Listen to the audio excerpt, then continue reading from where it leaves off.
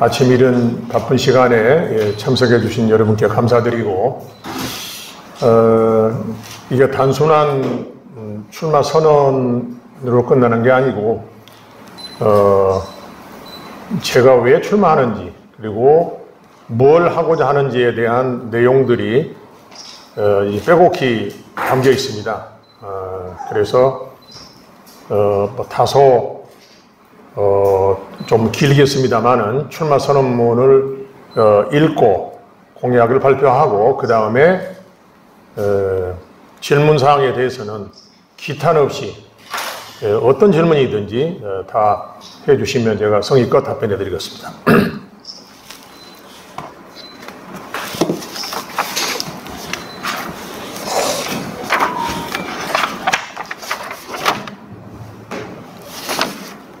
사랑하고 존경하는 구리 시민 여러분, 박영순 전 구리시장입니다. 저는 오늘 2026년 6월 3일 시행되는 민선 9기 구리시장 선거 출마를 공식 선언합니다. 먼저 출마의 이유에 대해 말씀드리고자 합니다.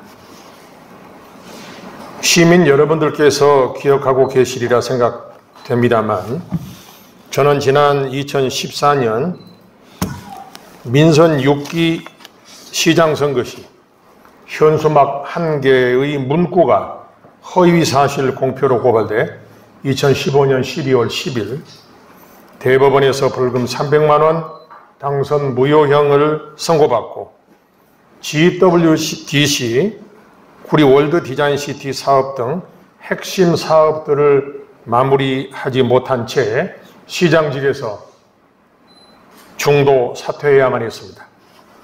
저희 불찰로 시장 임기를 다 마치지 못하고 도중 하차한 데 대해 다시 한번 구리 시민 여러분께 깊은 사죄의 말씀을 드립니다. 제가 구리 시장직을 중도 퇴임한 지 만 10년이 지났습니다. 옛말에 10년이면 강산도 변한다고 했습니다. 요즘에 10년이면 과거 100여 년에 일어났던 변화가 있고도 남을 만한 그런 기간입니다. 그런데 지난 10년 구리시는 과연 무슨 변화가 있었고 어떤 발전이 있었습니까? 이 질문에 대한 답은 구리시민 너나 할 것 없이 이구동성으로 지난 10년 동안 구리시의 유의미한 변화와 발전은 거의 찾아볼 수 없다는 것입니다. 이를 다른 말로 표현하면 구리시는 지난 10년 침체와 퇴보에 깊은 늪속에 빠진 채 헤어나지 못하고 있다 해도 과언은 아닐 겁니다. 얼마 전 도시연구소가 2024년 통계청 자료를 근거로 발표한 바에 따르면 서울을 둘러싼 14개 경기도의 위성도시 중 구리시가 불명예스럽게도 배드타운, 즉 침상도시 1등을 차지하고 있습니다. 구리시가 얼마나 침체되어 있는지를 여실히 보여주는 상징적인 통계가 아닐 수 없습니다. 구리시가 이같이 10년을 허송세월하고 있는 동안 이웃 남양주시와 하남시의 약진은 매우 빠르고 눈부십니다. 과거 구리시보다 결코 더 낫다고 할 수 없었던 이들 두 도시의 오늘날의 위상은 구리시를 앞지르고 있다는 것이 객관적인 평가일 것입니다. 어느 또 다른 전문기관의 분석 발표에 의하면 지방 소멸 및 인구 소멸의 위기에도 사람이 몰려드는 10년 후에도 가장 살기 좋은 도시 탑 10에도 이들 두 도시는 각각 6위와 2위에 올라와 있습니다. 반면 구리시는 이 같은 배드타운 1등의 불명예를 안고 지역 경제는 활력을 잃은 지 오래이며 나아가 미래에 대한 확실한 비전도 없이 수도권에서 거의 유일하게 인구마저 줄어들며 갈수록 초라해가는 위성도시로서의 민낯을 오늘날 그대로 보여주고 있다고 해도 결코 지나친 표현은 아닐 것입니다. 존경하는 구리 시민 여러분, 잃어버린 구리시의 10년, 저는 지난 10년간 구리시정을 책임진 백경현 현 시장과 안성남 전 시장에게 지난 10년 구리시의 침체와 퇴보에 가장 큰 책임이 있다는 점을 지적하지 않을 수 없습니다. 이들 두 시장이 무능하고 초보인 것은 차치하고라도 제가 구리시장으로 시민과 함께 15년에 걸쳐 추진해온 핵심적인 사업들을 줄줄이 중단하거나 폐기시키는데 10년의 세월을 보내다 보니 결과적으로 지역이 발전하기는커녕 침체와 나락으로 떨어질 수밖에 없었던 것입니다. 저는 지금부터 지난 10년간 제 후임 2명의 시장이 무슨 일을 저질렀는지에 대해 있는 사실을 구체적으로 밝히고자 합니다. 왜냐하면 제가 내년 민성구기 시장 선거에 출마를 결심하게 된 결정적 원인과 동기가 여기에 있기 때문입니다. 첫째, 무엇보다 자족도시 구리의 꿈을 실현할 절호의 기회를 짓밟았습니다. 구리 시민에게 10만여 명의 일자리 혜택이 주어질 구리 월드 디자인 시티 사업을 정당한 이유 없이 중단 폐기시키고 그 자리에 제2대장동 방식의 사업을 시도하다 이것도 취소한 채 이제는 LH가 100만여 평 토평벌의 공공주택지구 신도시 개발 사업을 추진하고 있습니다. 이것은 구리시가 일자리를 목표로 하는 자족도시를 포기하고 베드타운으로 끝나게 되는 것을 의미합니다. 만약 이들 두 시장이 GWDC 사업을 시민과 약속한 대로 계속 추진했다면 지금쯤 구리 한강변은 세계적인 마이스 산업형 국제 디자인 도시로 그 위용을 자랑하고 있을 것입니다. 다시 말씀드리지만 GWDC 사업은 2015년 국토부로부터 그린벨트 해제 조건부 의결을 확보했고 행안부에서는 중앙투자심사가 진행되는 등 중앙정부 차원의 행정 절차가 지극히 정상적으로 진행되고 있었던 것입니다. 그러나 이들 두 사람은 온갖 변명과 구실을 동원하여 이 사업을 중단하고 폐기시킨 것이 확실하기 때문에 앞으로 이 부분에 대한 진상조사 활동이 반드시 이루어져야 한다는 점을 다시 한번 이 기회에 강조해 말씀드립니다. 둘째, 산호동 이커머스 사업으로 구리시가 두 동강 절단되는 위기를 초래했습니다. 저는 재임 중 갈매 보금자리 신도시 개발에 관해 국토부 정책에 대해 적극 협조하는 한편 산호동은 갈매동과 연계된 품격 있는 주거지역으로 개발하고자 정책을 수립 중에 있었습니다. 그런데 현재 구리시는 산호동 약 30여만 평의 거대한 이커머스 산업단지, 다시 말해서 대규모 첨단 물류 단지를 유치하고자 관련 타당성 용역을 진행 중에 있습니다.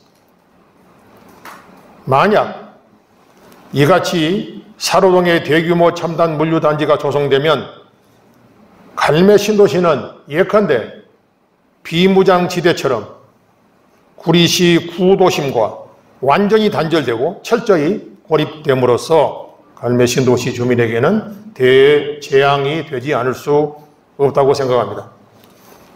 이와 같이 두 시장은 개인적 정치적 이해관계로 인하여 도시 발전에 대한 철학도 없고 전문 지식도 없이 역사의 길이 남을 돌이킬 수 없는 과오를 서심지 않고 있는 것입니다. 산호동 이커머스 사업은 즉각 중단되어야 합니다. 셋째, 구리 지역 경제가 특히 지하철 8호선 개통 이후 더욱 침체되고 있습니다. 구리 지역 경제의 양대 축인 구리 농수산물 도매시장과 구리 전통시장이 침체의 늪에 빠진 지 이미 오래입니다. 저는 재임 중 농수산물 도매시장의 경우 가락시장처럼 시설 현대화 사업을 추진 중에 있었으며 전통시장은 주차 빌딩 건립 등 시설 현대화 사업에 이어 문화관광형 전통시장으로 발전시키고자 중소기업청과 관련 정책을 협의 중에 있었습니다.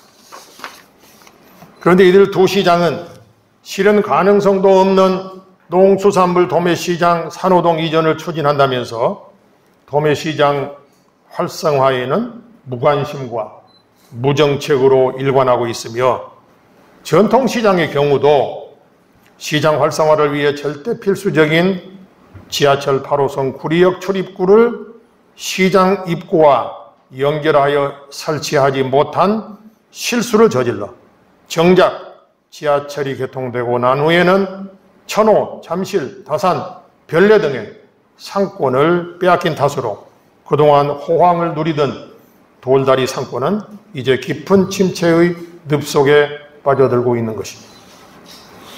넷째, 구리 교육, 특히 그 가운데 고등학교 교육이 심각한 상태로 퇴보하고 있습니다. 지난 10여 년간 가장 뼈아픈 구리 시정의 실패 사례 중 하나는 바로 구리 교육이 이웃 도시들에 비해 심각할 정도로 퇴보했다는 것입니다.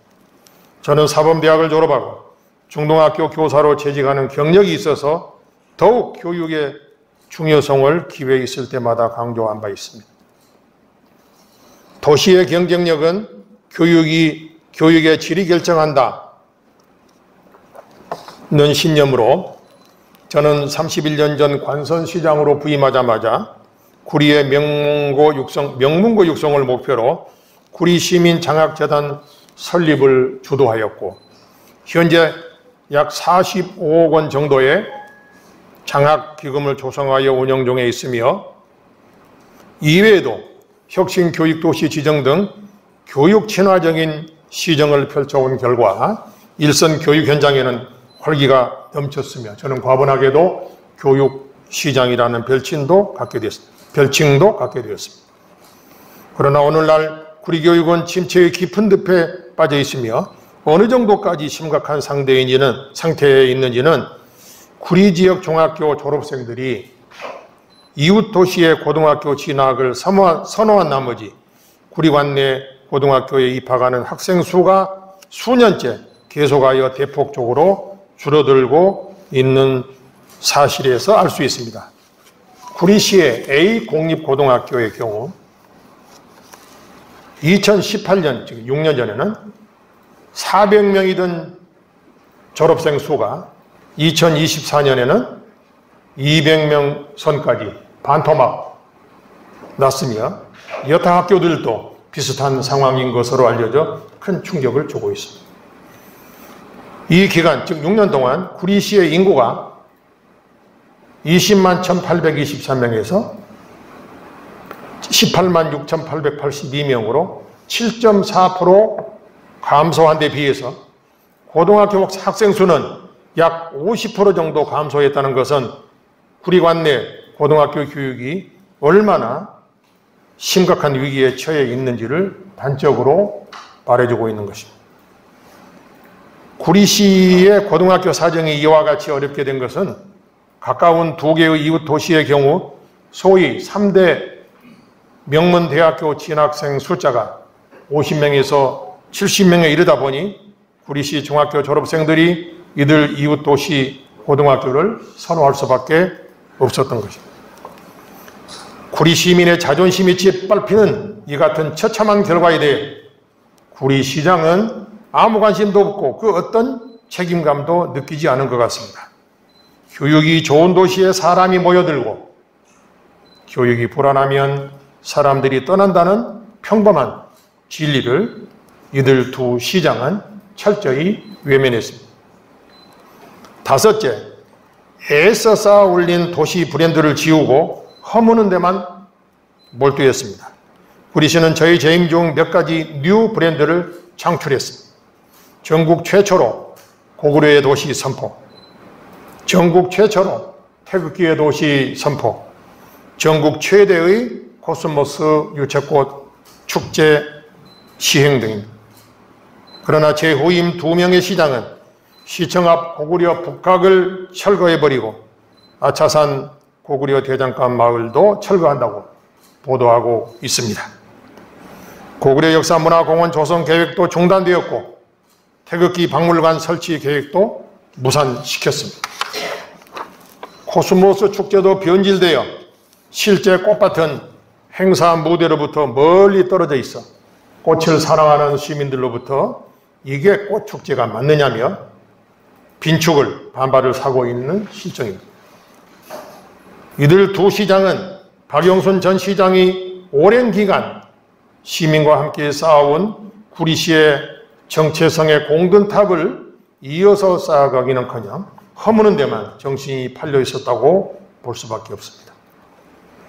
매우 단적으로 얘기해서 구리 시민의 사랑을 받고 있는 장자호수 공원도 호수 서쪽 편만 겨우 조성되어 있고 호수의 건너 동쪽 편은 제가 퇴임한 이후 10년이 지나도록 아직도 공원 조성이 되지 않아 반쪽 공원이라는 비판을 받고 있는 것을 보더라도 이들 두 명이 얼마나 일을 하지 않았는지를 단적으로 설명해 주고 있습니다. 시민 여러분, 결론적으로 지난 10년간 구리시의 침체와 퇴보의 늪속에 빠지게 된 근본 원인은 제 후임 2명이 제가 추진하던 핵심 사업들을 거의 모두 중단하거나 폐기시킨 당연한 결과로 나타났다고 볼 수밖에 없습니다. 사랑하는 구리 시민 여러분, 구리시는 위에서 제가 지적한 5개항의 그동안 실패한 정책들에 대한 해결 방안을 강구하지 않는다면 앞으로도 서울 동쪽에 초라한 삼류 위성 도시로 영원히 전락하고 말 것입니다. 따라서 저 박영선은 구리시를 다시 살려내 일자리 넘치는 자족도시로 만들 수 있는 구체적인 정책 대안과 검증된 실행 능력을 갖고 있는 유일한 후보라는 자신감으로 아래와 같이 1차 핵심 공약을 제시하고자 합니다. 공약 첫 번째, 공약 1, 일자리 넘치는 자족도시 구리시의 조성입니다. 여기는 3개 공약이 이제 들어갑니다. 1-1, 구리 한강면에 K 콘텐츠 한류허브 도시를 조성하겠습니다.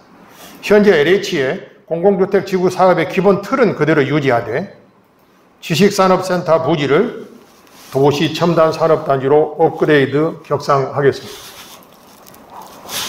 현재 남양주의 왕숙 3기 신도시도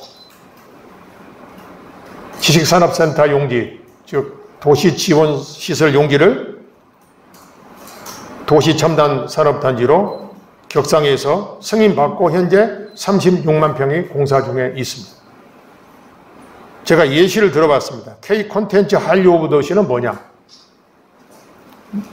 이거는 제가 몇 가지 예시를 들어보면 호텔, 컨벤션 등 마이스 산업이 당연히 유치되어야 하고요. 요즘 지금 넷플릭스의 캐대헌이라고 K-팝 디먼 헌터스라는 세계를 강타하고 있는 애니메이션 OST가 있습니다.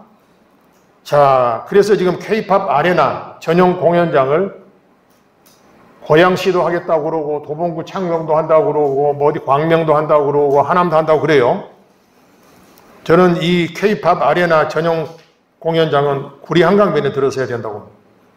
또 웹툰, 애니메이션, 게임 등 K 콘텐츠 산업을 유치해야 됩니다. 얼마 전에 하남시장과 남양주시장이 협약을 맺은 걸 봤습니다. 팔당댐 밑에 서로 한강을 바라보면서 어떤 그 개발 계획을 수립할 때 뭐 협력하자는 취지 같았습니다. 그래서 마찬가지입니다. 저는 구리, 남양주, 하남, 강동, 송파, 광진구 등 6개 도시 팔당댐 하류에 있는 여기에 동한강에 남한강, 북한강, 동한강 문화 콘텐츠 벨트를 조성하자. 그래서 이 동한강변에 대한민국의 K컬처의 문화 수도를 만들자. 이거를 인근 지자체와 함께 하면서 이건 뭐 여야를 떠나서 하자는 얘기죠. 구리시가 그 중심에 서자. 그런 뜻입니다. 이 계획은 토평 2지구, 지금 토평 2지구가 현재 지구 지정이 아직 안 됐죠. 앞으로 지구 지정 끝나고 실시 계획을 수립할 때 국토부 및 LH에 강력히 건의해서 반영하면 된다고 봅니다. 또 필요하다면 시민단체 주도로 범시민 서명운동도 전개할 필요가 있습니다. 여기서 중요한 거는 뭐 AI 센터라든지 반도체라든지 뭐 바이오라든지 첨단 산업을 육성해서 일자리가 많이 만들어진다 하더라도 실제 우리 구리 시민들, 구리 청년들에게 혜택이 가는 일자리가 만들어져야 된다는데 저는 늘 방점을 두고 고민을 하고 있습니다. 그래서 여기에 들어서는 마이스 산업이라든지 관광 산업 뭐 이런 것들은 뭐 문화 콘텐츠 산업들은 서비스 산업 분야이기 때문에 고등학교만 졸업해도 취업이 가능합니다. 그래서 10만 명의 일자리를 만들면 50%는 구리의 청년들에게 할당할 수 있다라고 보는 겁니다. 일자리 넘치는 여기에 두 번째 공약 1- 구리환경사업소 부지에 테마파크를 조성 계획을 수립하겠습니다. 지금 하수처리장과 소각장이 있고요. 그 다음에 왕숙청 건너편에, 그러니까 현재 지금 환경사업소 부지, 소각장과 그 하수처리장 부지가 약 17만 평에 이르더라고요. 조사해 보니까. 그리고 왕숙청 건너편에 구리시 땅으로 되어 있는 게 약 4만 평입니다. 합하면 한 20만 평인데 여기서 10만 평만 야외에다가 그 엔터테인먼트 파크를 조성한다면 잠실에는 실내에 있는 테마파크고 바로 옆에 우리 한강변에는 야외에 이런 테마파크 놀이동산을 만들면 저는 성공할 수 있다고 보고 민자유치도 얼마든지 가능합니다. 다음에 세 번째 1-3 산호동의 이커머스 사업은 중단하고 공공주택 사업으로 이제 변경하자는 겁니다.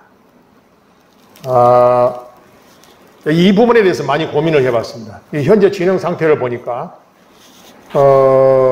지금 처음에 그 타당성 KDI에다가 의뢰한 타당성 용역이 결과가 좋지 않아서 뭐 이렇게 좀 면적을 조정해서 다시 용역을 하고 있는데 그게 아직도 지금 발표를 못하고 있습니다. 근데 여기에 지금 대규모 물류단지가 들어서면 아까 말씀드리는 것처럼 도시라고 하는 게 이렇게 어떤 연담화가 돼야 하는 건데 이건 연담화의 긍정적인 효과를 얘기하는 겁니다. 이 경우는 그대로 놔두면 완전히 두 동강이 나버리고 갈매가 아주 고립된 섬이 되어버리고 그럼 갈매는 차라리 별내로 붙는 게 낫든지 차라리 서울로 가겠다는 얘기가 나올 수밖에 없는 거예요. 그래서 그렇다고 이 계획을 이커머스 사업을 100% 취소한다는 것은 또 어려운 일이라고 생각합니다. 그래서 어차피 사업 시행자는 LH인데 우선 창고보다는 사람 사는 게 먼저다. 이런 걸 명분을 걸고 이걸 공공주택 지구로 변경을 해달라는 거죠. 필요하면 이것도 10만 서명운동을 해서라도 이건 얼마든지. 그리고 지자체장이 강력하게 정책 의지를 가지고 반영하면 얼마든지 설득이 저는 될 수 있다고 봅니다. 자, 이렇게 되면은 산호동에 신도시가 들어서게 되면은 저 북쪽의 갈매 신도시에서 산호 신도시로 그 다음에 구도심으로 토평지구 토평 신도시로 연결이 되어 가지고 이 전체가 하나가 되는 구리시가 완전체 도시로 이 작지만 강한 경쟁력을 갖출 수가 있다라고 보기 때문에 이건 아주 강력한 정책 의지를 가지고 추진할 겁니다. 공약 두 번째, 서울 동구의 최대 유통상업도시로 육성하겠다는 뜻입니다. 이거는 그전에도 제가 이제 말씀을 좀 드린 바 있기 때문에 간단히 설명드리면 농수산물 도매 시장을 사로를 이전한 거는 아무런 실익도 없고 명분도 없고 그저 이건 정말 동의할 수 없는 겁니다. 시장 상인들 얘기를 제가 종합해봐도 시장 상인들이 원하는 거는 현재 장사가 잘 되는 거지 언제 될지도 모르는데, 그래서 결론적으로 저는 있는 그 자리에서 원래 제가 계획했던 대로 시설 현대화를 순차적으로 하면 된다. 가락시장도 결과적으로 그 자리에 시설 현대화하고 잘 끝냈습니다.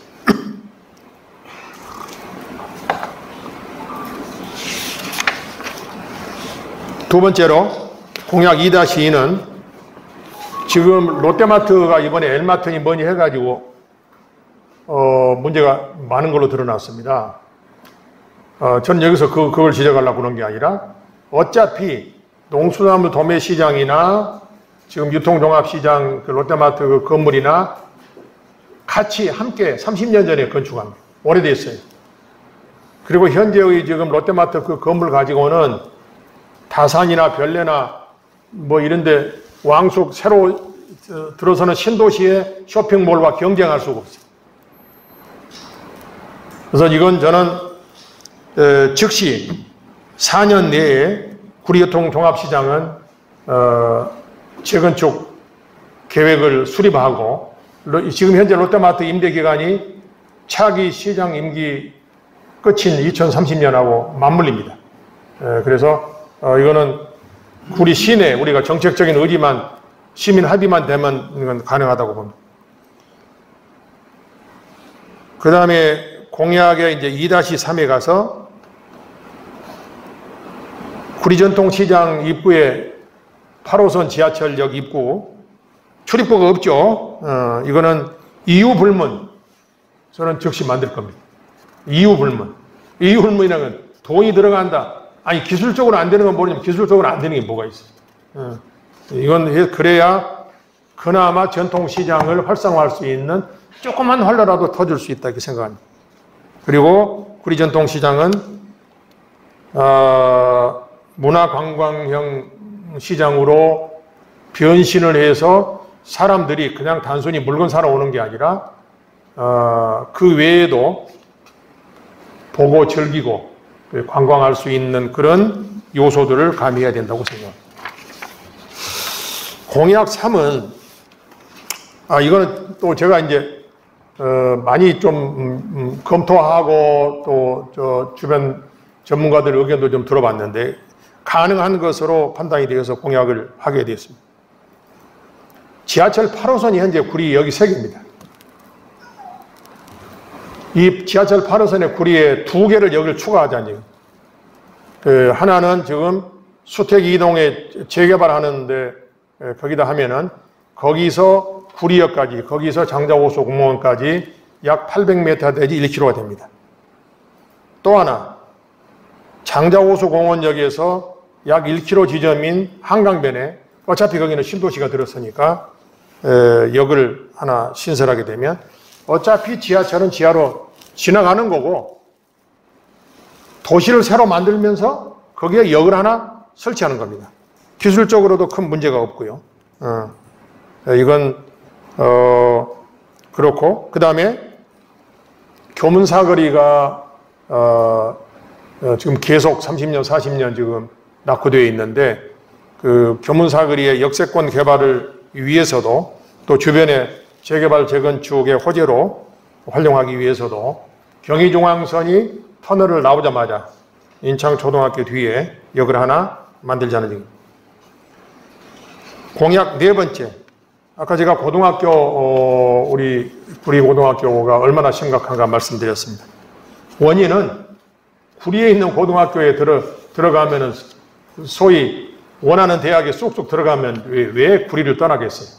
방법은 아무리 연구해봐도 현재 가장 실현 가능성이 그래도 높은 게 자율형 공립고등학교, 자공고, 와부고처럼. 와부고도 자공고 했다가 또 뭐 해제를 했다가 또 다시 지정했다고 그러더라고. 그 다음에 자사고.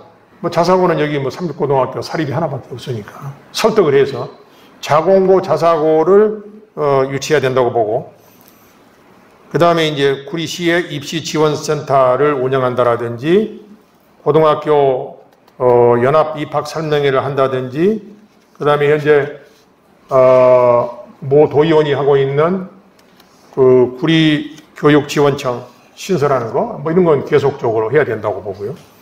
그 다음에 하나는 31년 전에 제가 만들었던 구리시민장학재단의 기금이 지금 30년째 40억으로 제가 안 하면 안 해요. 후임시장들은 안 해. 그냥 장학재단 이사장으로 회의만 참석. 그래서 이거는 제가 시에 들어가면 1년에 15억씩 4년간 60억을 추가해서 100억을 만들겠습니다. 그래야 장학사업도 제대로 뭘 하든 할 수 있어.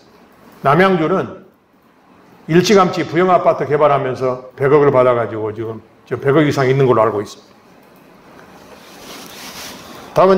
다음으로 공약 5번째, 구리시의 도시 브랜드 가치 상승. 고구려 역사문화공원은 이미 다 계획이 돼 있어요. 근데 그걸 안 하고 있는 거예요.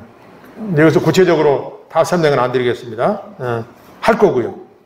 조선왕조 역사문화공원도 원래 3만 평이 동구릉 옆에 왕축천변에 국토부로부터 일단 보고가 돼가지고 지정이 되어 있었는데 그것도 없어요. 세계문화유산이면 뭐하냐. 이게 볼 게 있어야지 이게. 이것도 지금 어렵더라도 재추진 검토. 그 다음에 태극기만 휘날리면 뭐하냐 이거. 태극기 도시의 완성은 다른 데 있습니다. 물론 대형 태극기, 뭐 거리의 태극기도 굉장히 중요하지만 그래서 아마도 제가 알기로 전국 최초로 태극기 박물관 내지는 태극기 기념관을 한강변에 또는 아차산에 설치해서 태극기에 관한 모든 게 1882년에 뭐 박영효 선생이 뭐 일본 건너갈 때 뭐 했던 거 뭐 신미양요 때 조선 조정의 대표하고 뭐 미군 뭐 해군 뭐가 했던 뭐 모든 거를 지난 역사의 모든 태극기를 다 모아보자는 얘기죠. 세 번째, 코스모스 축제, 유채꽃 축제도 그 원래 그 축제하던 무대, 이제 내일 모레 축제하잖아요. 무대 바로 옆에 꽃밭이 있었어요. 그러니까 이렇게 뭐 먹거리에서도 이렇게 뭐 꽃을 바라보면서 식사도 하고 막걸리도 한잔하고 가까이에서 이렇게 보고 갔는데 요즘 뭐 한 700m, 1km 떨어져 있어 사람들이 안 갑니다. 멀리 왜 그런가 하면은 지난번에 코로나 핑계 대고요. 거기 있는 원래 그 무대 옆에 꽃밭을 다 파버리고 거기다가 풀 심어놨어요. 풀밭이. 근데 이건 제가 들어가면 바로 파서 다시 코스모스를 뿌릴 생각입니다. 공약 6번째, 장자호수공원은 지금 반쪽인데 나머지 건너편도 4년 내에 반드시 완공을 하겠습니다. 하나의 특징은 여기 이제 물을 좀 맑게 하는 특단의 대책이 필요하고 지금 송파구나 이런 데서 사람들이 많이 와요. 이 장자호수공원이 여기 만들어지니까 동구릉역도 그렇지만은 사람들이 와서 보고 이건 뭐 석촌호수보다 이건 좋은데 이거는 뭐 형편이 없네 이러는 실정인데 그래서 지금 현재 구리시가 지금 지하철 이걸로 인해 가지고 다 사람들이 외부로 떠나는 역기능을 하는데 나는 사람들을 불러오는 순기능을 하나의 1호 정책으로 호수공원 한편 쪽에 새로 만드는 데다가 호반 카페촌을 만들 겁니다. 이건 제가 수원시의 사례를 보니까 조례로 북카페 조례를 만들어 가지고 수원도시공사가 운영을 해요. 그래서 송파나 강동구의 주부들이 그러니까는 어디 팔당이나 어디 덕소나 멀리 이렇게 강변으로 나가 커피 마시는 게 아니라 지하철 타고 와서 여기서 커피 마시고 옆에 군데군데 갤러리도 좀 만들고 식물원도 좀 만들고 하면 아이들도 함께 올 수 있는 그래서 이렇게 몰려오는 사람들이 한정거장 더 가면 구리전통시장 가서 장 봐가지고 갈 수도 있고 한정거장 더 가면 동구릉에 올 수 있는 사람들을 불러들이는 효과도 있다라는 생각을 합니다. 지금 저거를 토평 2지구 공공주택 지구 사업 끝날 때까지 내버려 두면 앞으로 한 10년 넘도록 그대로 내버려 두는 결과가 돼요. 이거는 시민에 대한 예의가 아닙니다. 그 다음에 이제 공약 7번째.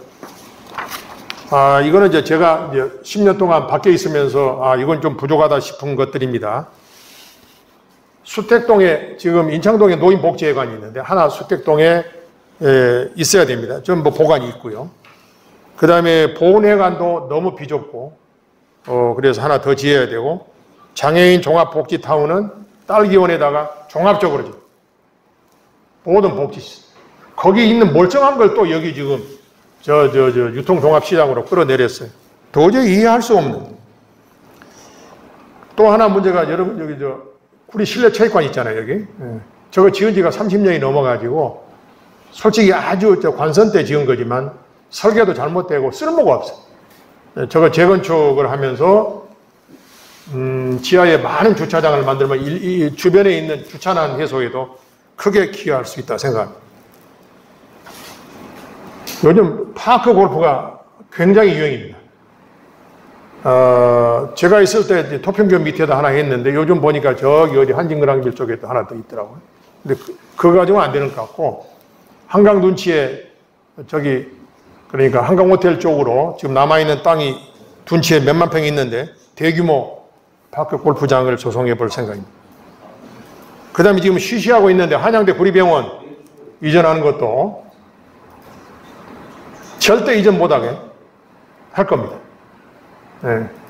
뭘 어떻게 해서든지 간에 붙들어 놓을 거예요. 저거마저 가버리면 구리시가 살기 좋은 도시 평가받을 때 저것 때문에 보건의료 부문에 점수가 많이 나와가지고 그나마 지금 조금 체면을 유지하고 있는 거거든요, 지금. 그 다음에 공약 8번째는 재개발, 재건축 우리 구리시 엄청나게 문제가 많습니다. 이 원인은 저는 시청에도 있어요. 저도 책임이 있어요. 워낙 다른 일로 바쁘다 보니까 못 챙겼는데 시의 재개발, 재건축 행정이 첫째는 투명해야 돼.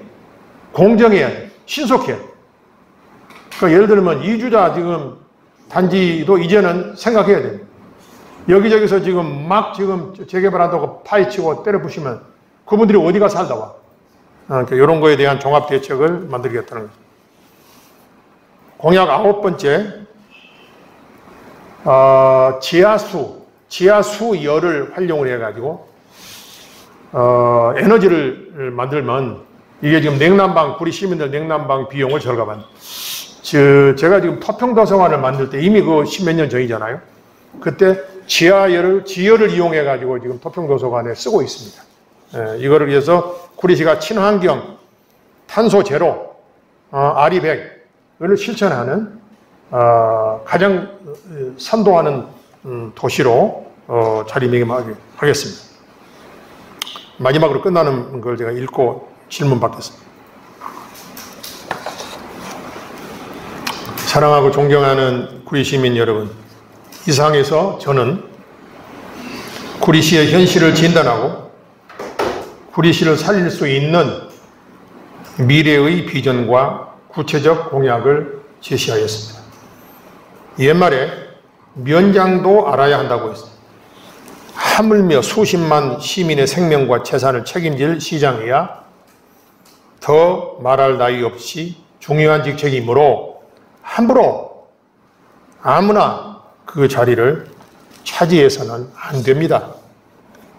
타산 정약용 선생도 목민심서 첫머리에서 다른 직은 다 구해도 좋으나 목민관만큼은 구하지 말라 이렇게 경고한 바가 있습니다. 그렇습니다. 시장은 아무나 해서는 안 되는 자리입니다. 구리시의 경우 철학과 비전과 자질이 빈곤한 초보 시장들이 구리 시정을 망가뜨렸던 지난 10년의 결과가 시장은 아무나 해서는 안 된다는 것을 확실하게 보여주었다고 생각합니다. 그런데도 이들이 또 시장직을 노리고 있습니다.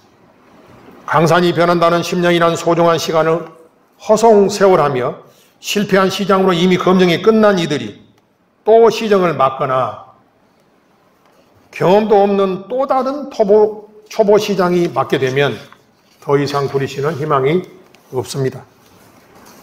일자리 넘치는 자족도시, 명품 구리시의 꿈은 영원히 사라지게 되고 베드타운 1등 도시로 고착되고 말 것입니다. 감히 말씀드립니다. 이번 향후 4년이 구리시가 다시 일어나 자족도시의 꿈을 살릴 수 있는 마지막 기회입니다. 구리시가 당면한 현재의 위기를 극복하고 미래의 자족도시로 나아갈 수 있기 위해서는 능력 있는 일꾼이 준비되어 있어야 하는데 솔직히 현재 구리시 정치권에서는 아직 보이지 않습니다. 그래서 보다 못해 도저히 안 되겠다 싶어 제가 시장직에 나가기로 결심했습니다. 제게 딱 4년만 마지막으로 시장직을 맡겨주시면 위기의 구리시를 살려내고 일자리 넘치는 자족도시 구리시를 반드시 만들어내겠습니다. 우리는 임진 11시 명량대첩에서 역사적 교훈을 얻어야 한다고 생각합니다. 충무공 이순신 장군은 전쟁 초기 혁혁한 전공을 세웠음에도 불구하고 간신들의 모략으로 수감되었다가 조선 수군이 패하여 나라가 또다시 백척간두의 위기에 처하자 다급해진 조정에서 이순신 장군을 다시 불렀고 이순신 장군은 신에게 아직 12척의 배가 있습니다라는 그 유명한 말을 남기며 명량대첩에서 일본 수군 300여 척을 깨부수는 대첩을 거두어서 하마터면 400년 전에 이미 우리가 일본의 식민지가 될 뻔했던 절체절명의 위기에서 나라를 구했던 것입니다. 존경하는 시민 여러분, 구리시가 지난 10여 년 침체의 늪 속에서 허우적거리고 있는 것은 사실이지만 그러나 아직 구리시에는 한강변, 황금벌판, 100만 평의 마지막 개발 부지가 남아있습니다. 이순신 장군에게 12척의 배가 남아있어서 나라를 구할 수 있었듯이 구리에는 수도권 한강변에 유일하게 100만 평의 토평벌이 아직 남아있기 때문에 신랄 같은 희망이 살아있는 것입니다. 사랑하는 구리 시민 여러분, 여러분이 진정으로 일자리 넘치는 자족도시 구리시를 원하신다면 저 박영순에게 구리 한강변의 기적의 역사를 다시 써 내려갈 수 있도록 마지막 한 번 기회를 주시기 바랍니다. 저는 20년 전 2006년 5.3.1 민선 4기 구리시장 선거에서 수도권에서 유일하게 당선된 기적을 만들어낸 경험이 있습니다. 저 박영수는 구리시장으로 재임하는 동안 오늘날 구리 시민이 누리시는 거의 모든 것을 만들어낸, 그래서 일만이한 시장으로 이미 검증된 도시행정 전문가이기 때문에 박영순에게 시민 여러분께서 안심하고 구리시장을 맡기실 수 있습니다. 저 박영순은 시장 취임 당일 준비된 공약 사업을 즉시 착수할 수 있는 완벽하게 준비된 유일한 구리시장임을 자부합니다. 마지막으로 다시 한번 말씀드립니다. 구리시에서 한강변에 대량의 일자리를 창출해낼 도시첨단산업단지 지정을 이루어내고 K콘텐츠 한류허브 도시를 유치하여 구리 시민에게 실질적으로 수만 명의 일자리 혜택을 줄 수 있는 도시행정 전문가는 저 박영순을 제외하고는 아직은 그 누구도 없다는 것이 솔직한 현실입니다. 저 박영순은 중앙행정과 지방행정을 두루 경험한 도시행정가로서 또 정치인으로서 마지막 꿈인 구리 한강변 K콘텐츠 한류허브 도시를 반드시 착공해 놓고 4년 뒤 명예롭게 여러분의 뜨거운 박수 속에 은퇴하고 싶습니다. 정치인은 미래 세대를 걱정하지만 정치꾼은 다음 선거를 준비한다는 말이 있습니다. 박영수는 정치꾼이 아닙니다. 박영수는 오직 구리시의 미래만을 걱정하는 도시행정 전문가입니다. 구리 시민 여러분 도와주십시오. 어게인 박영순 감사합니다. 2025년 5월 23일. 네, 감사합니다. 네, 감사합니다. 지금까지 약 45분에 걸쳐서 출마 선언과 함께 구리시에 대한 현실 진단 그리고 그 진단의 처방적인 공약 사항에 대해서 말씀을 드렸습니다. 그러면 지금부터는 우리 기자님들의 전반적인 지적과 함께 날카로운 질문을 해주시기 바라겠습니다. 질문 시간을 갖도록 하겠습니다. 예.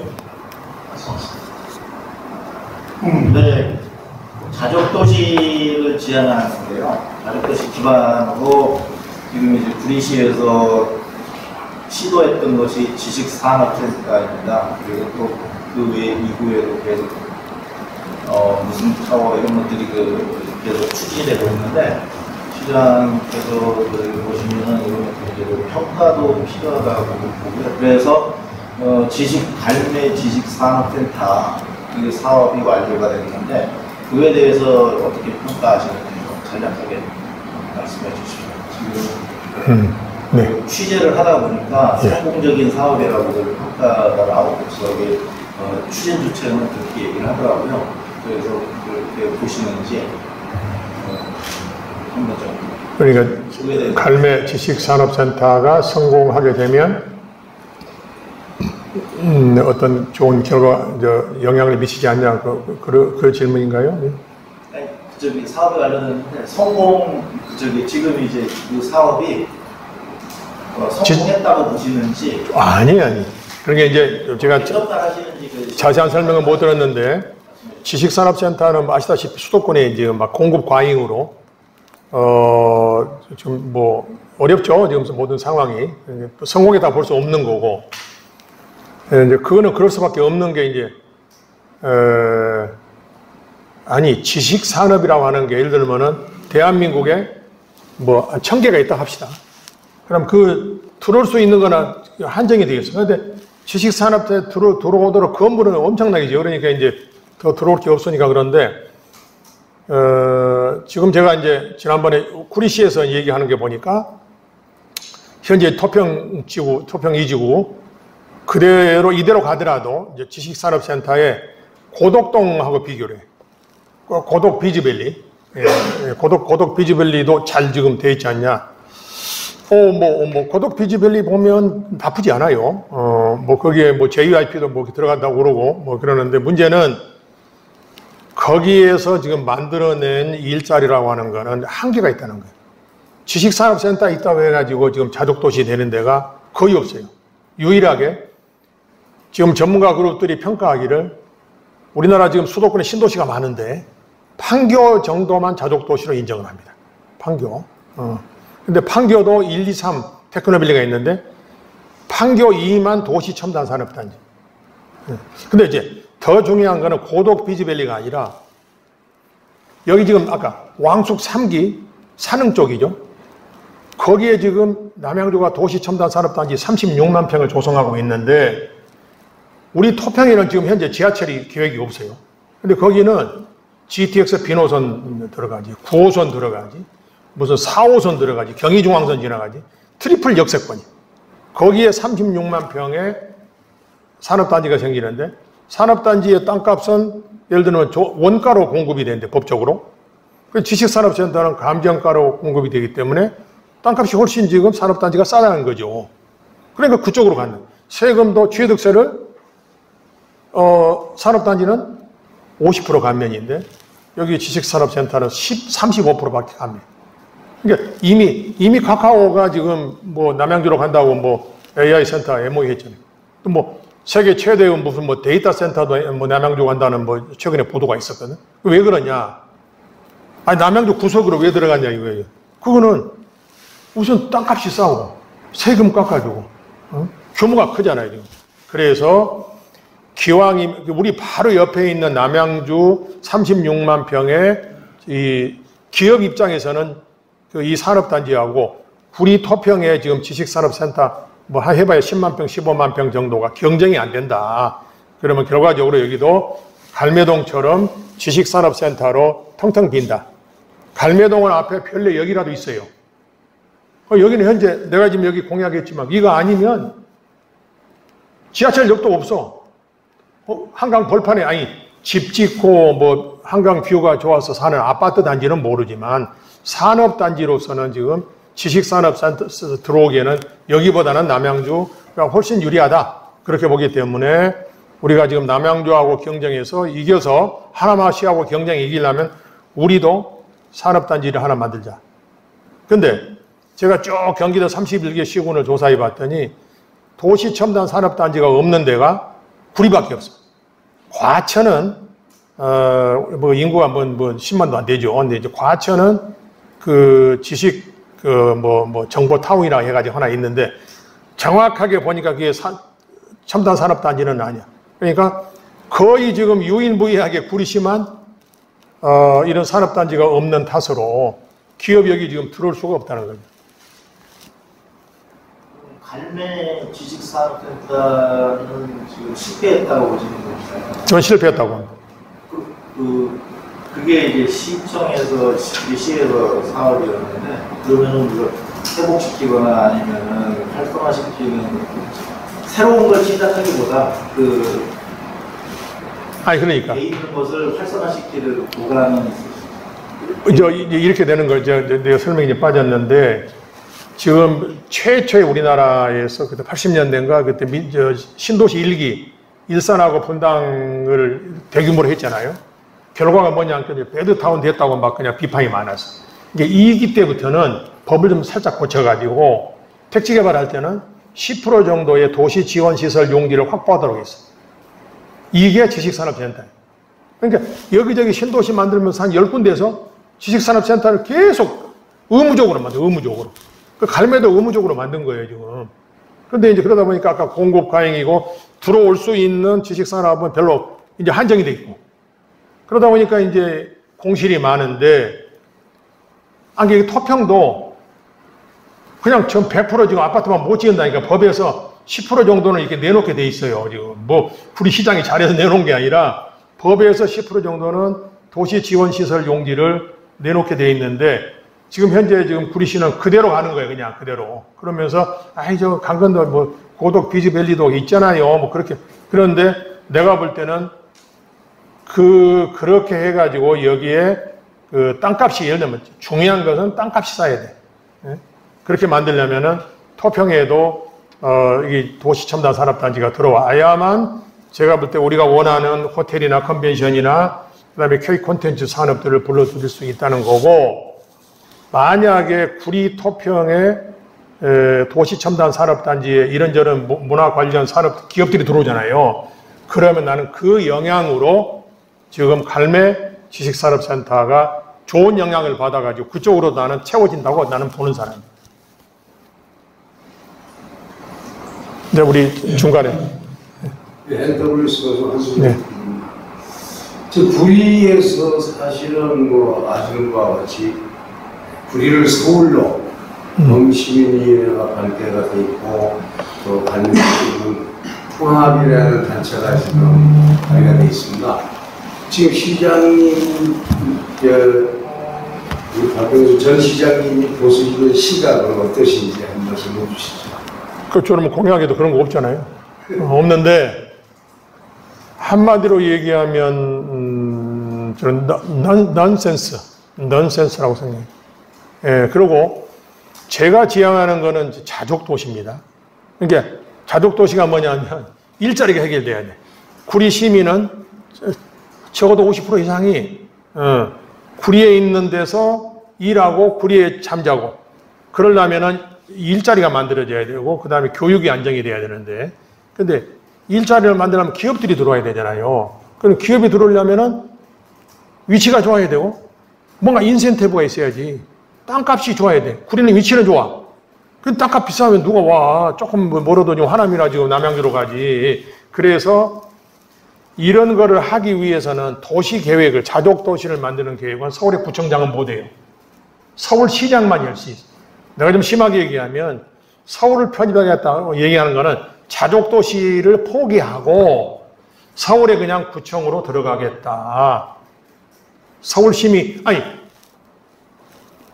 지금 구청이 된다고 들어간다고 해가지고 구리 시민의 일자리가 구리구 안에 많이 만들어져 가지고 자족 도시가 만들어주냐? 법적으로 지금 구청장이 할 수 있는 건 굉장히 제약돼 있어요. 예를 들면 농산물 도매시장도 못해요. 시장이 아니 구청장이 못해요. 예. 도시계획도 못하는 거고. 예. 그런 것들이 지금 굉장히 서울 특별시장, 광역시장으로 그게 권한이 많이 집중이 되어 있기 때문에 그래서 이 자치권이 일반시하고 자치구하고는 좀 차이가 있어요. 예. 저는 서울시로 들어가는 거는 뭐 물론 여러 가지 정치적으로 현실적으로도 불가능하지만 서울시로 가겠다는 뭐 지역의 정치인들이 있다면 그럼 뭐 그건 결국 아니 뭐 저 대한민국 살기 어려우니까 미국의 51번째 주가 되자는 거다고 뭐 또 아까 네. 저희는 뭐 지난 선거에서 도전을 하셨고 그때도 많은 준비를 국민의힘 입당을 하면서 많은 분들이 분발 입당을 하시고 선거 준비를 많이 하셨는데 결과는 안 좋았습니다. 그리고 지금 이제 4년 후에 다시 또 준비를 하시는데 4년 전에 도전하셨을 때 당내 경선에서 해외 요인이 뭔지 본인 시장에서 분석하는 게 어떤 면이 있었는지 그리고 현재 그렇다면 이번 선거에서는 어떤 전략으로 일단 뭐 시장을 행정 전문가라는 모든 분들이 공감을 하는데 결국 이 경선이라는 관문을 통과해야 본선에 그러지. 맞아요. 어떤 전략을 좀 갖고 계시는지. 맞아요. 가만히 있으면 이거는 뭐 약간 정치적인 얘기여도 뭐 선거법하고는 상관없는 거지. 4년 전, 3년 몇 개월 전이지. 2022년 또 제가 2월 20일자인가 제가 국민에 입당이 됐을 거예요, 아마. 그리고 이제 6월 3일 선거고, 4월 달에 이제 경선을 했고, 근데 경선이라는 게 여러분 아시다시피 이제 책임당원, 권리당원이 많아야 무조건 유리하잖아요. 그거 1명, 2명 많고 적고에 따라서 후보가 되고 안 되고 하는 거 아니에요. 근데 저는 그때 이제, 민주당에 지금 들어갈 수 없는 뭐 상황이어서 1년 넘도록 안 받아주니까 이제 일단 넘어왔는데 중요한 거는 내가 넘어올 때 함께 입당한 사람들이 당비를 그러니까 3개월 이상 당비를 내야만 투표권이 있어요. 근데 지금 3개월이 안 된다라고 해가지고 투표권을 안 줘버려요. 그러니까 저는 지금 완전히 필마 단기로 싸움터에 나가는 거예요. 상대방은 지금 수만 군사를 거느리고. 뭐 경선 하면 하나마나. 그때는 그랬던 거고, 그러니까 텃세를 뭐 엄청나게 그랬던 거고, 지금은, 뭐 경선에 대비해서 저는 이미 수개월 전부터 책임당원 입당을 지금 많이 지금 준비하고 있고, 이번에는 이제 내가 뭔가 한번 보여줘야죠. 이번에 경선하면 제가 이깁니다. 지난 선거에서는 이준석 당대표가 1개월만 돼도 책임당원 인정해준다는 발언을 하지 않았나요? 아니 그러니까 이제 그때 1개월 이준석 당대표가 될 때는 1개월만 당비를 내도 투표권을 줬어요. 그때 제가 이쪽으로 입당을 할 때 당시 국민의힘 경기도당위원장이라는 분이 있어. 김모 씨. 그분이 저희들한테 약속을 한 거예요. 걱정하지 마시라. 그 큰 선거에서도 그 1개월만 내도 투표권을 줬는데 걱정하지 말고 일단 다 이쪽으로 와라 했는데 막상 딱 대선에서 이기고 나니까 뭐 당헌 당규를 들먹이면서 뭐 기회를 안 주니까 그렇게 된 거예요. 인근 도시의 그 쇼핑 인프라하고 도시 자체에 있는 롯데마트라든가 이런 거 비교를 좀 해주셨는데, 도시가 그만큼 쇼핑 인프라가 부족하다라는 뜻으로 제가 들었거든요. 그러면은 도시만의 그런 그 쇼핑 인프라는 어떤 거를 갖출 것인지, 그리고 롯데마트 계약이 끝나면 어떻게 하실 것인지 좀 알려주세요. 롯데마트 지금 재임대 개가 이제 옛날에 1990 8년 9년 그 무렵에 이제 제가 롯데마트를 불러드릴 때는 20년을 줬단 말이에요. 근데 이번에 5년이잖아요. 5년이 언제 끝나냐 하니까 2030년 5월인가 끝나요. 그래서 아까도 제가 잠깐 설명드렸지만 지금 롯데마트가 그 전에 롯데마트보다 규모도 줄어들고 품목도 많이 축소가 되고 그 사이에 주변에는 신도시가 들어서 가지고 요즘 소비자들이 쾌적하고 물건 좋고 주차하기 좋고 그러면 그쪽으로 가잖아요. 이게 지금 현재 롯데마트 저거 가지고 제가 볼 때 갈수록 경쟁을 못 해요. 정말 동네에 수포밖에 안 돼. 그래서 저는 구리 시민들이 장보러 다니는 차원을 넘어서서 구리시는 어차피 지금 사방을 한 300만 명이 모여 300만 명이 지금 차이나 중화민족이 자기들이 천하의 중심이라는 거예요. 중국이라는 거예요. 중원. 저는 구리시가 여기 서울 동부의 중원이라고 생각해요. 여기가 코어의 핵이에요, 핵. 다 우리 지금 주변에 있는 거는 남양주 시장 들으면 기분 나쁘겠지만 배후도시요. 제 생각에는 다 광진구 다 배후도시. 다 이거 와서 지금 좋은 건 여기서 먹고 마시고 문화예술을 즐겨야 된다는 게 그 욕심이거든. 그러려면 현재 롯데마트 가지고는 앞으로 갈수록 그게 쇠락해진다. 그리고 아까 건물 자체가 이미 지금 30년이 넘어가지고 지금 재건축을 해야 될 때가 됐어요. 그렇다면 농수산물 도매시장이 6만 평, 롯데마트 그 유통종합시장이 14,000평, 합해서 74,000평의 일반 상업지구. 일반 상업지구가 얼마나 개발하는 사람들한테는 매력 있는지 아시죠? 그리고 이미 주변에 지금 파산 신도시가 들어서 가지고 여기에 거대한 쇼핑몰을 만들어 놓으면 주변에 있는 웬만한 쇼핑몰은 다 죽어요. 죽은 다음에 좀 그렇고 다 우리로 이게 몰려올 수밖에 없어요. 저는 지금 그걸 얘기합니다. 도매시장도 그러면은 이전을 해야 되는 그런 상황이라고 봐야 되나요? 이전을 할 필요가 없어요. 평균 아까 얘기하셨는데. 그 자리에서 예를 들면 제가 이제 그 이전에 제가 지난번 퇴임하기 전에 만든 계획에 의하면 이런 거예요. 지금 그 도매시장을 좀 아시겠지만 거기에 이제 예를 들면 수산동, 농산동, 그 다음에 산물동이라고 해가지고 우리가 농산물 본동 그러면은 수산하고 농산이 같이 들어가 있고요. 산물동은 이제 그 가설 건축물처럼 해가지고 마늘, 고추 파고 하는 데 있어요. 저쪽으로. 그 산물동 쪽이 그 주유소까지 포함해서 14,000평 돼요. 거기도. 그 상업지구거든. 거기를 나는 1차 지금 개발하려고 하는 거예요. 1차 거기 재건축하면은 그 재건축하는 동안에 산물동에 약 200개의 중도매이 있어요. 상인들이. 그러면 그 사람들이 불편하지만 옆에 있는 청과동 앞에서 장사를 한 2년 하는 거야. 그럼 2년 후에 이제 새로 지었으니까 자기 이제 새로운 시장 안으로 들어가고 이번에 지을 때를 예를 들면 가게가 한 500개 들어갈 수 있도록 처음부터 여유 있게 지어 놓으면은 200개 들어오면은 300개가 남잖아요. 새로 된 시장 안에. 그러면 농산동을 그 다음에 이제 철거하자는 얘기예요. 농산동에 지금 한 200, 300개 있어. 그러니까 농산동이 미리 지어 놓은 여기에 들어와서 이게 순환 개발을 하다 보면은 아주 조용하게 별 문제 없이 한 6년, 7년이면 끝낼 수가 있는데 이걸 지금 현재 시장이나 그전 시장은 아니 지금 내가 여기를 지금 우리나라의 유통종합시장, 도매시장에 일반 상업지구 있는데 보셨어요? 한 군데도 없어요. 다 유통상업지구. 상업시설만 지금 주거가 안 돼. 근데 제가 그때 어떻게 그 경기도청을 설득을 했냐.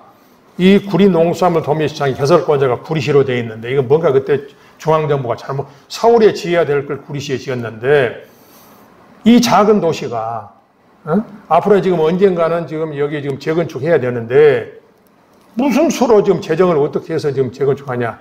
이건 민간 자본을 유치할 수밖에 없다. 그러하니 민간 자본을 유치하려면은 주거가 함께 주상복합이 되도록 일반 상업지구로 바꿔달라. 이렇게 해가지고 정말로 어렵게 그렇게 일반 상업지구로 지정해놨더니 후임 시장들이 거기를 지금 땅 장사하려고 그런 거 아니에요? 땅 팔아먹고 그 땅으로 지금 소문에는 막 돈 뿌리고 그 땅 가지고 저기 사로동 가지고 땅 사가지고 다시 농산물 도매시장을 또 짓고 어느 세월에 누가 실제로 지금 이전하다고 그러니까는 어디 이사 간다고 그러면 가게에 손님도 안 가요. 벌써 몇 년째요. 내가 나온 지 10년째.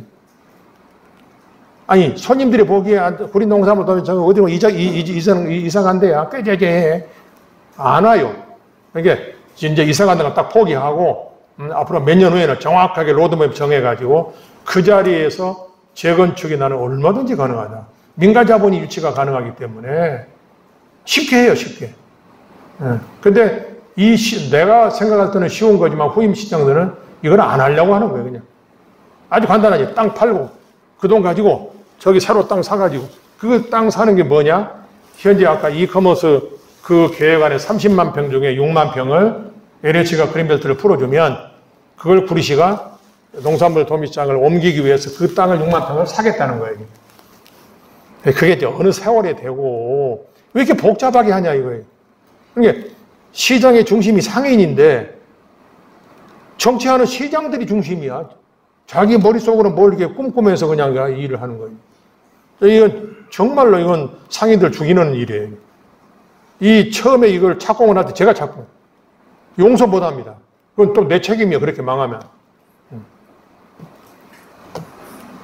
예, 또 다른 거. 예, 우리 저쪽도 예, 아니고 지금 출마를 선언하시고 그 이제 지금 경선을 이제 준비했고 이제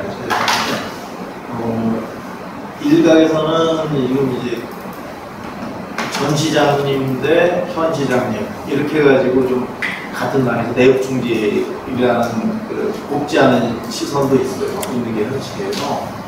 그런데 이제 그러면서 그런 부분은 어떻게 이제 해소할 것인지 그리고 경쟁력으로 그리고 이제 경선을 통과한다고 하면 민주당하고 이제 격돌을 하게 되는데 민주당은 이제 이쪽에서 그 지역구 의원이 윤호중 의원이 이제 저기 강용으로 들어가 있고 이렇게 된다 그러면 이제 그 정책 대결에서 이런 것들을 좀 내세울 수 있는 지금 말씀하신 그런 투명지구 개발 이런 비전이 민주당 후보로 나오는 사람이 갖고 있는 생각을 정부에서 뒷받침한다고 그러면은 실현 가능성이라든지 이런 데서 좀 떨어질 수 있다고도 볼 수 있거든요. 그래서 그런 점들, 그러니까 민주당 후보와 민주당과 붙었을 때, 이랬을 때 좀 정책 대결 이런 것들에 대한 그 계획은 어떠신지 좀 알려주시죠. 우리 당내 문제는 같은 맥락의 질문하고 같이 결론적으로 지금 이제 경선이 우선이잖아요. 그러면 결론적으로 해서 상대 경선 후보가 누가 될 가능성이 많은지 혹시 예측부터 말씀해 주시고, 그다음에 저쪽에서는 얘기는 나이가 많은 사람은 컷오프 될 거라는 얘기를 드리고, 이쪽에서는 또 한쪽에 내기가 저희가 정당인이 아니기 때문에 어떻게 되는지 모르겠으나 기수가 되면 컷오프가 된다는 얘기도 있고, 혹시 그 정당 내부의 내규 같은 걸 아시고 계시는지? 혹시 그래서 나이 때문에 컷오프가 되시면 그거는 무소속으로 출마하실 거예요? 아니 그거는 나중에 이제 순서대로 아까 우리 지금 국민의힘에서 뭐 지금 여러분들이 다 꿈이 있죠. 뭐 적어도 하면 4명 5명 될 거예요. 꿈이 있는데 현 시장 전 시장 이제 그 문제는 뭐 곱지 않은 세상이라고 그러는데 나 그거 이해를 못해요. 아니 지금 중앙 정치판을 좀 보시라고. 아니 또 구리도 마찬가지. 아니 뭐 그냥 자기 뭐 장관 만들어주고 뭐 당대표 만들어주고 뭐 했던 사람을 그 사람 갖다가 내 몰아버리고 또 그 자리에 들어가려고. 이게 정치의 세계잖아요. 세계인데 제가 말씀드리는 거는 제가 여기서 백 시장이 저하고 뭐 개인적인 관계에서 과거 그 얘기를 굳이 이 얘기를 내가 안 꺼내잖아요. 내가 얘기하는 거는 2번 시장을 했잖아요. 결과가 뭐냐. 결과가. 그러면 그렇게 해서 지금 나가서 아까 말씀한 대로 지금 현재 민주당 여당이고 뭐 여기 뭐 장관 지역구 의원도 있고 이렇게 정치 지형이 불리한데 나가서 과연 이기겠느냐? 이 종합적으로 볼 때 나는 아니다고 본 거예요. 이제 내가 좀 너무 과하지 않냐, 뭐 너무 뭐 건방지지 않냐 할지 모르지만 솔직히 구리시에서 지금 현재 구리시의 여러 가지 이런 모든 위기를 극복하고 우리가 아까 얘기했던 그런 자족 도시로 나아간 데 있어서 저 말고는 할 사람이 없어요. 왜 이렇게 감히 말씀드리냐? 우리 현 시장은 이미 보셨지만 내가 하는 거 다 허무는 데만 2번 이제 한 거고 나는 지금 유심히 봐요. 지금 솔직히 얘기해서 지금 우리 지역구 의원 지난번 토평지구에 대한 선거 공약이 뭔지 혹시 여기서 아시는 분 있어요? 윤호중 현 의원의 토평지구 공약사항을 말씀. 윤호중 의원이 토평지구를 어떻게 하겠다 구리시를 위해서 공약 기억 못 하시죠?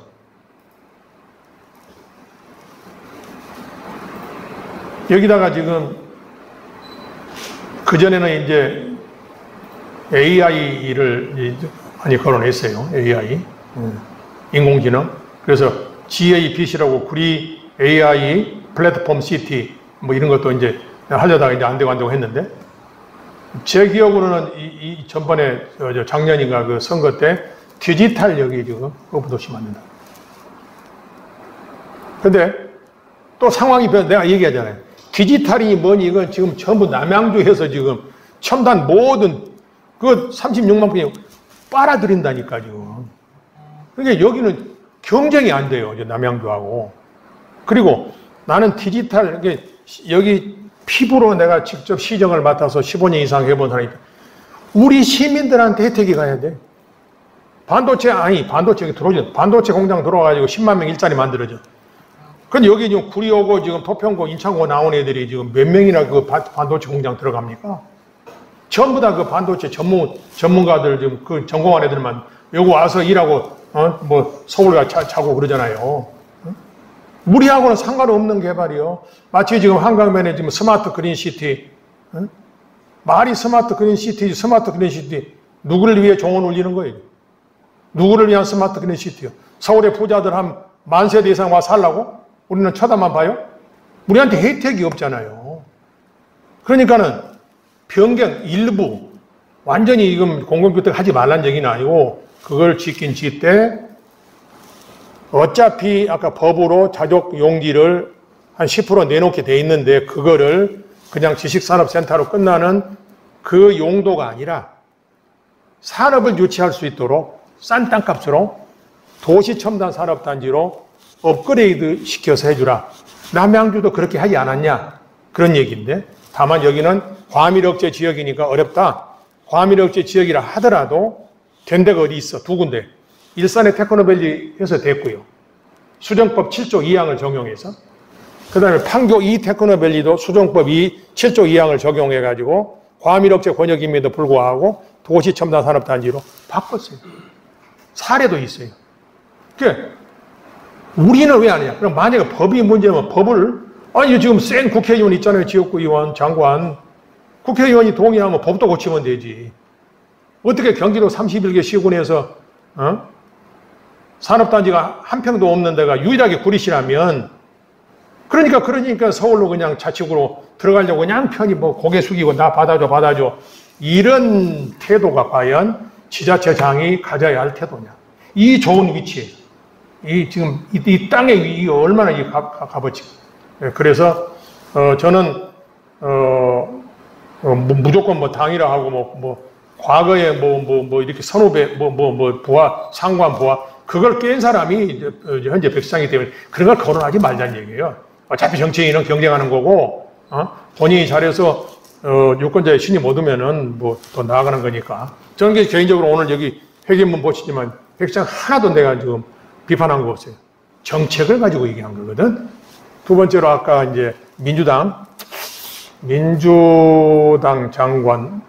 그래서 이제 두 가지요. 예를 들면은 지금 민주당 다음 시장 후보가 지금 특히 토평지구에 아마 사론이는 이커머스 그대로 갈 거예요. 왜냐하면 문재인 정부에서 이거 손 못 대지. 전화 되니까는 뜯어 고치려고 하는 거지. 아마도 토평지구는 아주 뭐 또 그런 거 디지털이니 뭐 첨단 뭐 신성장 아주 그럴싸한 그 용어를 해가지고 만들겠다고 그래요. 결국은 어디에? 땅에다 만든 그 땅이 땅값이 감정가로 파는 지식산업센터 용지 가지고는 남양주를 뺏기기 때문에 어렵다고 나는 보는 거죠. 그러니까 나는 얼마든지 정책 가지고도 나는 판정성이 아니라 KO성할 수 있다고 보는 거고, 두 번째로 제가 야당 시장을 하면서도요, 그때 이명박 박근혜 정부 때 하면서도 그린벨트 25만 평 국토부를 상대로 그린벨트 조건부 해제 의결을 따낸 사람이에요. 야당 시장을 하면서. 그러면 내년에 제가 당선되었다고 치자고요. 치면은 그러면 뭐 그때 이제 뭐 이재명 정부 뭐 이제 계속이 된다 하면은, 아니 저는 오히려 옛날보다 더 좋아. 민주당에는 오히려 내가 현재 국힘보다 솔직히 아는 사람이 더 많아요. 그리고 저 개인적으로 내가 도와달라는 거 아니야? 여보시오, 대한민국을 위해서 앞으로 문화 강국, 문화 산업을 위해서 이거 지금 하는데 도와주세요 하는데 내가 오히려 더 잘할 수 있다. 국회의원도요, 어리삐리한 저 여당 재선 3선 의원보다도 똑똑한 야당 의원 한 사람이 훨씬 센 겁니다. 그러니까 저는 그건 걱정 없고, 그 다음에 만약 제가 당선되면 나는 윤호중 의원하고 얼마든지 정책적으로 협조할 수 있어요. 서로가 서로를 위해서 정치적으로도 도움되고 우리 시민에게 도움되기 때문에 저는 전혀 걱정 아니에요. 저는 오로지 당선된 것이 목적인데, 아까 이제 나이 가지고 얘기를 하는데,